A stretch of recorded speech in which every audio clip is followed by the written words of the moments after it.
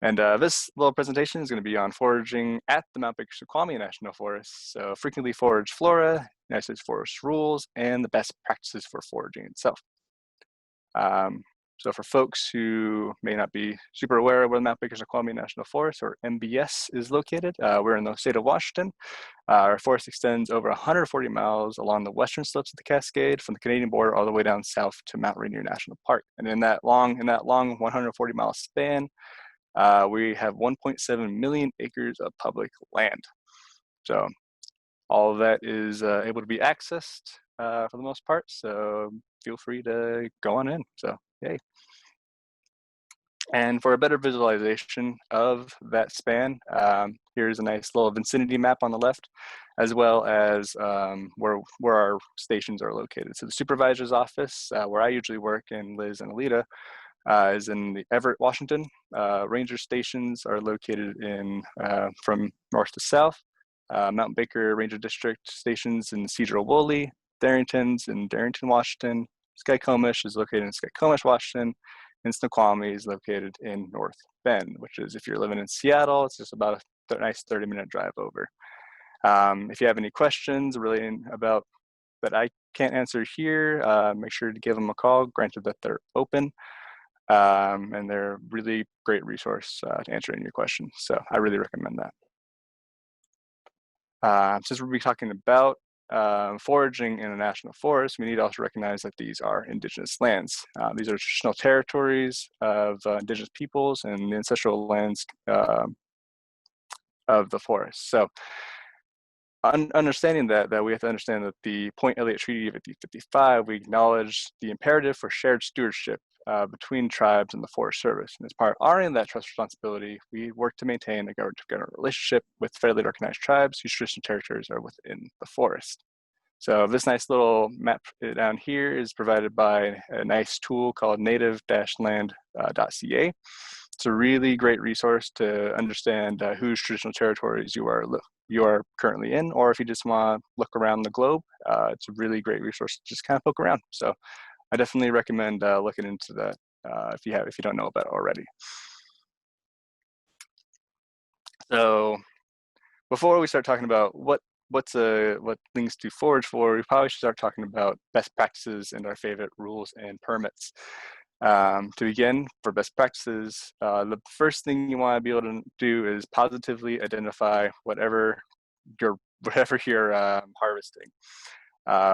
It's for your own benefit. Like, you want to make sure that the berry you're harvesting you can actually eat, just because you might want to be a little happier later on. And before you go off and start harvesting, make sure you have the proper equipment, whether that be gloves. Garden shears are nice to have in some circumstances. A nice jacket if you're chopping through maybe nettles. Hard hat if you really need, and eye protection is also a good thing to have on hand. When you're going out to harvest, this is going to be a common theme throughout this presentation, is to minimize your impact. We talk a lot about leave no trace principles, and those are a really good thing to understand early on before you're going out into the forest. And while we do talk about leaving no trace, we should understand that it's kind of hard to not leave a trace. So if you're tromping through the woods and you're stepping on plants and everything, you are leaving a trace. And if you're creating lost sound, you're still leaving a trace. So just keep that in mind if you're going out into the forest. The location of the harvest is incredibly important. So plants will definitely absorb anything that's in the soil or in the air. So if you're harvesting in a place with a bunch of cars that are going around, if you're trying to harvest in your lawn where you may have a dog that's, doing their business everywhere, you're probably not going to want to harvest in those areas, just because you don't want to be eating all of that gunk that's the plant is absorbing. So make sure that when you're harvesting in a nice clean area, free of all that junk that you might be ingesting on accident. That's also best to understand. This goes into minimizing impact. to know where you're harvesting. So are you harvesting in a place that has abundant resources, or is the place at risk? It's best, of course, to harvest in places with abundant amount of resources available. That way you're not damaging other plant colonies that you want to continue growing for generations to come.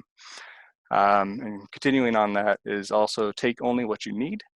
You don't want to be over harvesting and then have a bunch of bundles of nettles that you can't do anything with, and then they end up going to waste. So only take what you need, and that what you can actually reasonably prepare. And last but not least, make sure you actually research whether you can legally harvest in that area. Sometimes information isn't readily available, and sometimes you might not be able to find the information online, but there might be like a board that says, hey, don't harvest here, or just make sure you know where you're harvesting. Also, be aware that sometimes the information, even at the park itself, might not be readily available. Sometimes, like the notice board that says don't harvest is located in the wrong direction, so you don't see it when you're entering. It's definitely happened before, and I felt really bad about it, so my bad. On to our favorite, again, rules and permits. These are really established just so that, again, to continue these resources into the next generation. Harvesting is prohibited in wilderness areas, experimental forests, research natural areas, and administratively, can never say that word, closed areas. It's also illegal to harvest rare, threatened, or endangered species. And continue on to this, we need to understand what incidental use is. So incidental use is kind of just harvesting up to 1 gallon for your personal use. So when you're using this, you're kind of going out into the trail and just picking berries. You don't need a permit for this, just as long as you're not picking up to over a gallon. If you're going out in the forest to really, stock up on whatever you want, make sure that you go into a ranger station to grab a free use permit. And so a free use permit is up to 5 gallons for personal use per year. I underline personal use because personal use is more or less anything that you're not selling. So if you're not trying to make a profit, this is the best permit to grab. I'll link resources later on to more personal use or free use permits. There's also charge use that I'm not going to get into right now. And again, if you have any questions regarding this, make sure to contact your local district station, and they'll be happy to answer anything you got. And so, continuing on to rules, it's best that we know that we have a national forest, but there's also Washington state parks. And in these parks, recreation is allowed in recreation, resource recreation, natural forests, heritage, or in parks not yet classified. The only place that I could find that's prohibited is in natural area preserves. And so Washington state is a little different in that they talk about personal consumption, which is up to 2 gallons per person per day, and the limit may be comprised of 1 or more species. So what I understood is that 1 gallon of berries equaled, if you have 1 gallon of berries, you have 1 gallon of nettle, put them together, that's 2 gallons per person per day.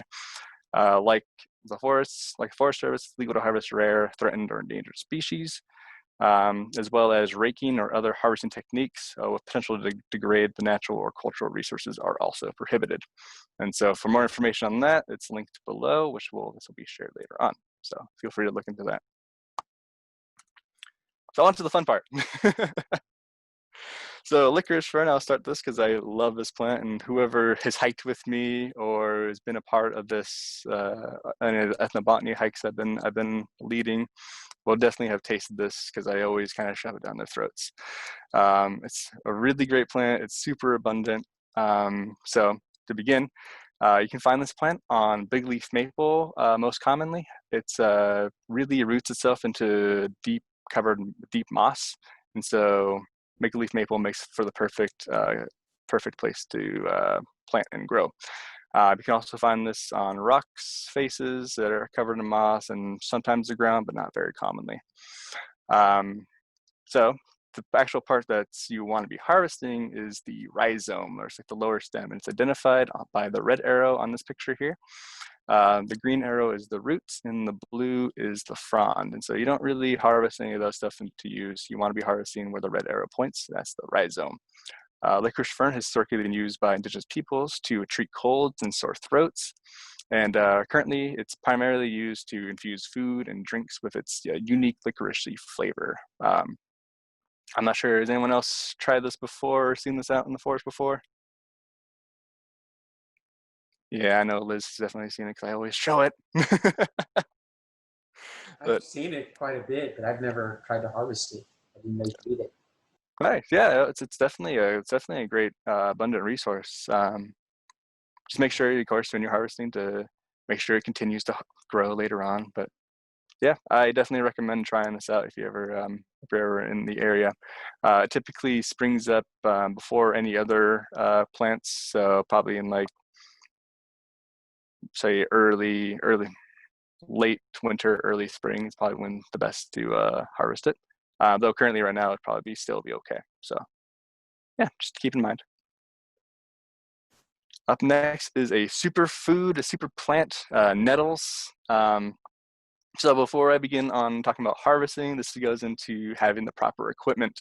I'm sure some folks here have some experience with nettles in the past. The actual plant itself is covered in these hairs that are, when you touch them, they will embed themselves into your skin and cause a great amount of irritation that you'll probably be feeling for the rest of the day, if not for the next day over. So be sure when you're around this plant or harvesting this plant to wear gloves, a nice jacket, and even some eye protection just to be safe.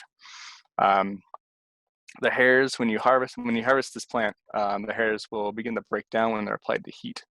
So when you harvest this plant, you're going to want to harvest for consumption early on in its life. So the leaves themselves are what you're going to be harvesting, and when you do that, make sure you clean them in a nice colander rinsed with running water, and chop them up with scissors. And usually these are fried like spinach. So when that heat is applied to it, it will break down the hairs itself, and so that way when you're eating them, you're not going to be stinging your throat. So that's the best practice on that end. So I say the young leaves because as it matures, the plant will grow more fibrous and woody, and so the leaves won't be as good for consumption. They're better used for drying for tea, and when you dry them, those hairs will still break down. This plant is amazing for your nutrition. It's way better nutrients than spinach or other plants you may buy at your local Safeway. So definitely keep that in mind. While it's good for your nutrition, it's also great for utility. And indigenous peoples have recognized this since time immemorial. Indigenous peoples, they create twine, fishing net, and even rope with the fibers on the stalk. There's some really interesting videos online that you can definitely look up to actually see how to create this. I always find them really interesting. So if anyone else is like, oh, how do they do that? Definitely check that out. So my favorite, Devil's Club, is just, it's an amazing plant. It's a relative of ginseng. It's not directly related, but it's a relative. Like nettle, you want to practice extreme caution when around this plant, because every part of it is covered in these thorns that they hurt when you're poked by them, but they also irritate your skin. So all around, it's not a really good plant to go around without any sort of protection. I'm sure some folks here, have you had some altercations with Devil's Club before? I know I have. One time I was harvesting and actually I was harvesting with a group that we work with, and I got a big thorn stuck in my thumb. And I was trying to act all stoic about it too, but really in the reality, it would really, really hurt. I had to dig that thing out without anyone seeing. So it's like, "Guy, don't look at me." But that was a fun time.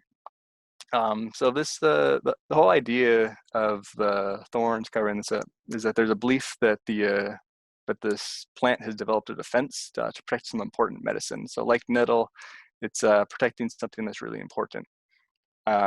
This plant has historically been used to treat anything from diabetes, arthritis, body odor, lice, and even tuberculosis in the past. And the charcoal of the plant has been even used as tattoo ink. So it's quite the super plant.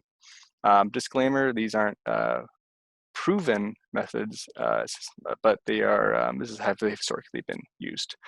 So the young sprouts that you can see on the right side can actually be harvested and prepared, kind of like Brussels sprouts in a way, and they're super nutritious. As you can see on the left side, do not eat the berries. They are not edible by people, but apparently bears love them. But again, not you. And what I typically harvest is the cambium. And so the cambium is this inner layer that promotes the growth of the plant. And you can see in the middle photo there that it's like this nice soft green layer. And so when you're harvesting this plant, it's best to cut the leaves off and cut the stalk off, of course, and then use the backside of your knife to shave away the outer danger pokey area.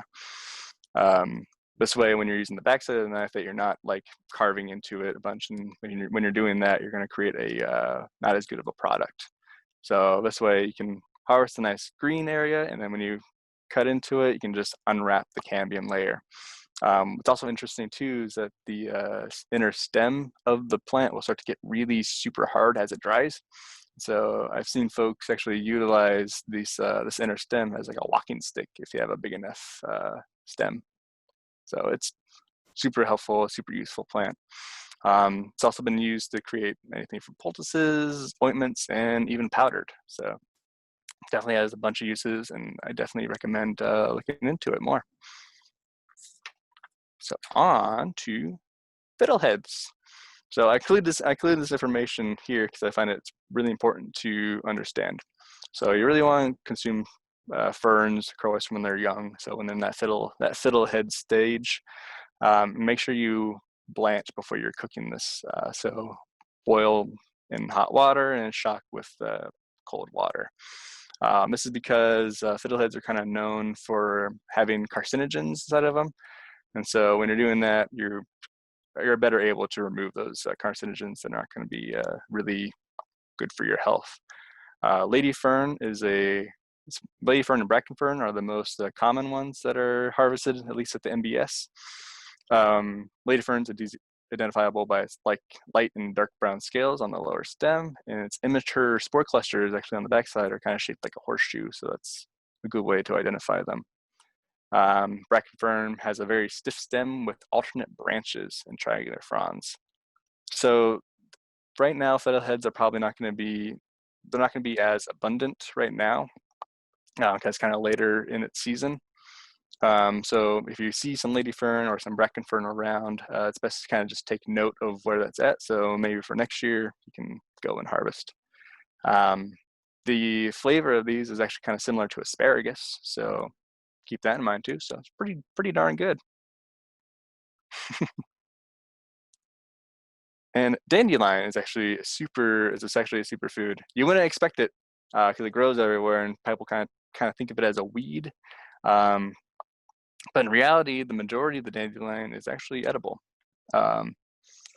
So anything from the leafy greens that you can see on the left side here, which like any other plant, it gets more woody as it matures. So you want to harvest it early on. The buds of the flower can actually be pickled, and the flower itself has been seen to be battered and fried, or like made into biscuits. So it's a pretty great useful plant. And also the roots can be dried or tinctured or even roasted to kind of produce a sweeter flavor to them. So, and going on to harvest location, we know dandelion kind of grows everywhere. So make sure you're not harvesting on a sidewalk or on your lawn. If you use a bunch of pesticides or have a dog, like it's going to absorb all of that gunk that's inside there. So make sure you're harvesting in a nice clean area for dandelion, of course. I'm not sure, has anyone actually eaten dandelion here before? Nice. Yay! Someone recognizes its importance. It's not a weed. It's good. So this is one of my favorite trees when I'm walking along the trail and seeing it just bright, big leaf maple. It's kind of so majestic in its area. Um, wish I could see the chat. I don't have a recipe for dandelion biscuits on hand, but I can definitely find some folks who do. So for big leaf maple, you're going to be harvesting the blossoms itself. And you want to be, when you want to harvest them when they're budding at the tips and they're fully open at the flower base. And so when you're consuming them, they're often battered and fried to kind of create like a sweet mapley, flowery fritter. It's really flavorful. It's not as like the flavor's not as distinct as maybe like sugar maple that we're more accustomed to, but it does have that nice maple flavor. And I've even seen maple leaves being boiled to kind of infuse a water with a kind of slight maple flavor. And again, it's not as flavorful as sugar maple, but it does kind of get the job done. So also, with licorice fern, the big leaf maple has a bunch of licorice fern growing all over it. So it's also just a nice super plant to look out for. Oh no, I can't. My function is not, okay, there we go. I wasn't working there for a second. So you might be seeing these growing everywhere right now, or might be slowing down now, but I've seen them around right now. These are spruce and fir tips. So these are where like the branches are starting to grow from and sprout from. And while these aren't edible for consumption, they're actually really good for infusing your water with. They're chock full of vitamin C and electrolytes, and it's been talked about as being nature's Gatorade. But it's even better than Gatorade because it's not full of chock full of sugar and dyes. It's just like natural, natureful flavor. So I definitely recommend you harvesting this. I will say on minimizing impact that this is where these tips are where the tree is actually growing. So make sure that when you're harvesting it, that you're harvesting in a place that the tree is not going to miss as much. That way you're going to allow that tree to grow later on. So keep that in mind. So we have a lot of berries that we have at the MBS. It's kind of hard to put them all into their own singular slide. So these are some common berries that will be growing that you will be seeing later on in the season, probably early summers when they're really going to start to late spring. So on the left side, we have two versions of blackberry. One on the top is Himalayan blackberry, which we're probably the most accustomed with, considering that it grows everywhere in these big old bundles. This is actually invasive to Washington, but it does happen to provide a nice berry. So I kind of like to call it a good invasive, but not really. And on the bottom of that is the Californian blackberry, or trailing blackberry as it's more commonly referred to, which actually is indigenous to this area and provides a nice berry to it like any blackberry does. On the top, on the right side is the thimbleberry, which is one of my favorites to find because sometimes I can hardly find the berry, I can only find the plant. And then below that is salmonberry, which is easily identifiable by its aptly named salmon color. And it looks kind of like blackberry. Interestingly enough, is that the salmonberry, the flower of it is actually edible. So you can include that into some salads that you create and kind of impress some people. They're eating flowers, fun. The sprouts of the thimbleberry and the salmonberry are also edible. Make sure that you peel them and clean them before eating, like any other plant. Make sure you properly clean it. It's been called nature's candy in the past. So pretty darn good. I believe that huckleberries kind of deserve its own spotlight.